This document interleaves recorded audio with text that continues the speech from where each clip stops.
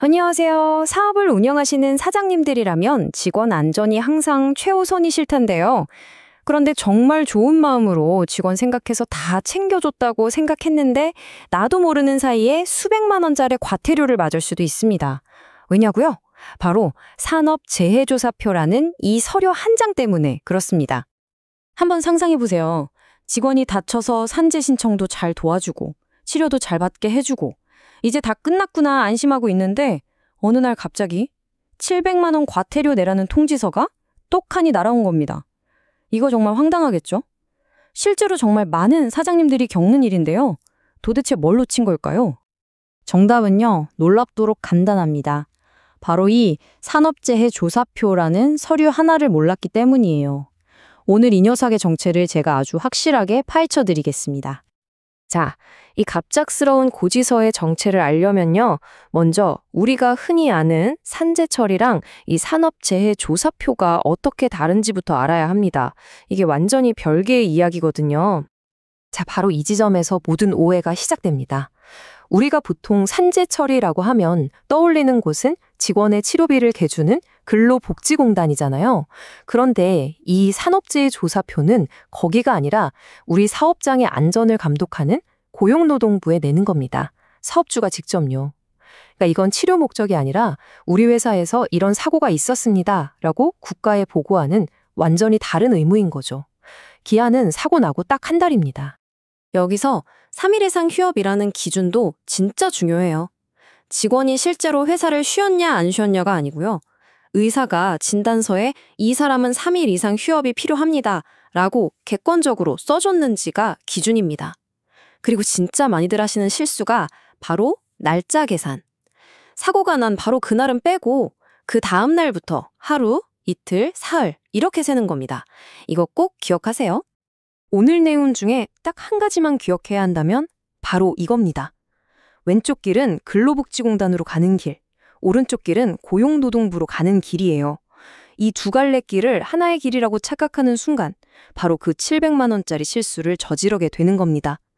산재 신청과 사고 보고, 이건 완전히 다른 두 기관에 대한 별개의 의무라는 거 절대 잊으시면 안 됩니다. 자, 그럼 이 서류 깜빡 잊어버리거나 혹은 이런 게 있는 줄도 몰랐다면 어떻게 될까요? 그 대가가 생각보다 정말 무겁습니다. 직원이 3일 이상 쉬어야 하는 일반적인 산업재해가 났는데 이 조사표를 제때 안 내거나 늦게 내거나 혹은 내용을 거짓말로 써서 내면요. 최대 1,500만 원까지 과태료가 나올 수 있습니다. 서류 한 장의 대가로는 정말 어마어마하죠. 그런데 만약 정말 생각하고 싶지도 않지만 사망사고 같은 중대재해가 터졌다. 그럼 이야기가 완전히 달라집니다. 이럴 때는 한 달이고 뭐고 없이 즉시 보고해야 하는데요. 이걸 어기면 과태료가 2배로 뛰어서 무려 3천만 원이 됩니다. 그리고 여기서부터는 진짜 차원이 다른 얘기입니다. 그냥 보고를 안 한 걸 넘어서서 사고를 일부러 숨기려고 했다. 예를 들어 현장을 막 치워버렸다거나 이런 은폐 정황이 드러나면요. 그 순간 이건 더 이상 돈으로 해결할 과태료 문제가 아닙니다. 사업주와 관련자 모두가 범죄자가 돼서 형사처벌을 받을 수 있는 아주 무서운 일이 되는 겁니다. 이 표를 보면 정부가 이 문제를 얼마나 심각하게 보는지 딱 알 수 있어요. 처음 걸리면 700만 원. 근데 같은 실수를 또 한다? 그럼 1,000만 원. 세 번째는 1,500만 원으로 아주 무섭게 불어납니다. 한 번쯤이야 괜찮겠지? 또는 몰랐어요. 이런 변명은 절대 통하지 않는다는 강력한 신호인 거죠. 그래도 정말 딱 한 번, 아주 특별한 상황에서는 이 과태료를 면제받을 수 있는 길이 있기는 합니다. 물론 그 조건이 엄청나게 까다롭습니다. 이게 뭐냐면 소규모 사업장을 위한 일종의 딱 한 번 봐줄게 카드 같은 건데요. 몇 가지 조건을 전부 만족해야 합니다. 2014년 7월 이후에 우리 회사에서 처음 일어난 산재여야 하고요. 제조업 기준으로 50인 미만처럼 규모가 작아서 안전관리자를 따로 둘 의무가 없는 곳이어야 해요. 그리고 무엇보다 제일 중요한 거, 일부러 사고를 숨기려고 한 정황이 조금이라도 보이면 이건 그냥 바로 아웃입니다. 이 모든 조건을 충족했을 때만 단 한 번의 면제 기회가 주어집니다. 근데 사실 모든 사고가 이건 산재다. 이렇게 명확하게 딱 떨어지는 건 아니잖아요. 그쵸? 출퇴근하다가 다치거나 원인이 불분명한 직업병이 생기거나 이런 애매한 경우들 말이에요. 이럴 땐 대체 어떻게 해야 할까요?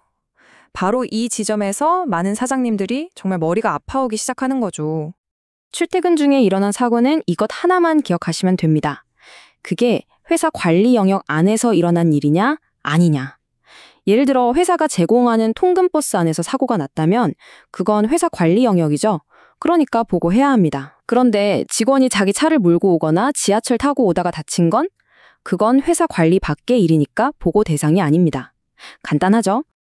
직업병이라던가 본 사람도 없는 사고처럼 이게 과연 우리 회사 책임인지 아닌지 애매하다.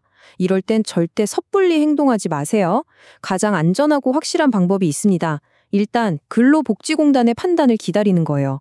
공단에서 심사를 다 하고 네, 이거 산재 맞습니다 라고 승인 결정을 내려주면 바로 그 결정이 난 날로부터 한 달 안에 이 조사표를 내면 됩니다. 이러면 과태료 걱정할 일이 전혀 없는 거죠. 자, 그럼 이 모든 걸 종합해서 우리는 어떻게 하면 이 과태료 폭탄이라는 위험을 완벽하게 피하고 가장 안전한 길로 갈 수 있을까요? 핵심 전략을 알려드리겠습니다. 이거 정말 많이들 하시죠? 공상 처리. 괜히 일 크게 만들지 말고 좋은 게 좋은 거라고 치료비랑 위로금 좀 챙겨주고 조용히 합의하는 거요. 근데 이게 법적으로 보면 가장 위험한 함정일 수 있습니다. 왜냐하면 이 개인 간의 합의가 국가에 대한 보고 의무를 절대 없애주지 않거든요. 나중에 직원이 마음을 바꿔서 선지 신청을 하는 순간 사장님은 보고 의무 위반이라는 덫에 그대로 걸리게 되는 겁니다. 자, 오늘 내용의 최종 정리본입니다. 우리 사업장을 지켜줄 핵심 규칙이에요. 첫째, 산재 신청과 조사표 제출은 별개라는 것. 둘째, 3일 이상 휴업제에는 무조건 한 달 안에 보고해야 한다는 것. 그리고 마지막으로 과태료를 100% 피할 수 있는 가장 확실한 보험을 알려드릴게요. 바로 헷갈리면 일단 제출하라는 원칙입니다. 나중에 산재가 아니라고 밝혀져도 아무런 불이익이 없어요. 그냥 통계에서 빼달라고 신청만 하면 끝입니다. 하지만 안 냈다가 산재로 인정되면요, 그 대가는 700만 원입니다. 어떤 게 더 안전한 선택일지는 너무나 명확하죠? 이제 여러분은 더 이상 갑작스럽게 날아온 700만 원짜리 고지서에 당황할 이유가 없습니다. 오늘 우리가 함께 알아본 이 사소해 보이는 서류 한 장의 규칙, 이것만 제대로 알아도 예상치 못한 위험으로부터 우리 사업장을 훨씬 더 안전하게 지켜낼 수 있습니다.